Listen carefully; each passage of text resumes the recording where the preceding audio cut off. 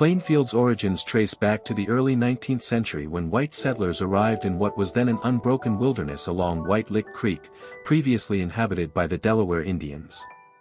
In 1822, Jeremiah Hadley acquired land in the area, which he later sold to his son Elias. In 1839, Elias Hadley and Levi Jessup laid out the town, naming it Plainfield after the Quaker, Friends, settlers who valued simplicity, reflecting their influence in the region. The town was officially incorporated in 1839, though early attempts at town government led to a brief lapse in incorporation until 1904. Quaker influence and community development. The Quakers, primarily from North Carolina, played a significant role in shaping Plainfield's identity. They established several meeting houses, including the Western Yearly Meeting of Friends in 1858, which became a central community event.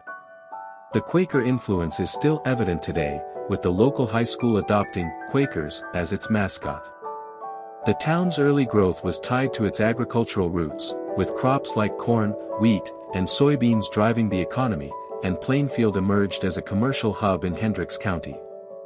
National Road and the Van Buren Incident. 1842 Plainfield gained national attention due to its location along the National Road, U.S. Route 40, a major early American highway. In 1842, former President Martin Van Buren was deliberately tipped from his stagecoach into a muddy section of the road as a prank, in retaliation for his veto of a bill to improve the highway. This event, centered around the Van Buren elm, highlighted the town's connection to national infrastructure and its spirited community. Transportation and institutional growth. Late 1800s, early 1900s. The arrival of the Vandalia Railroad in 1850 and the Terre Haute Interurban Line in 1907 boosted Plainfield's connectivity, making it a key shipping point for agricultural goods. Institutions like the Indiana Boys School, established 1867 as the House of Refuge, and the Plainfield Keeley Institute, 1891 to 1918, for addiction treatment shaped the town's identity.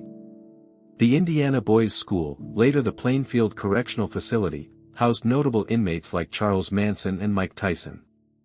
Modern growth and economic development. 20th to 21st century Plainfield's proximity to Indianapolis and the Indianapolis International Airport fueled its growth in the 20th century, with the population rising from 5,500 in 1960 to over 36,000 by 2022.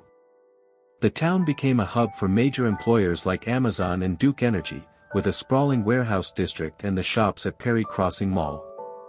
Its extensive trail system, including the Vandalia Trail, and attractions like Splash Island Water Park reflect its blend of small-town charm and modern amenities.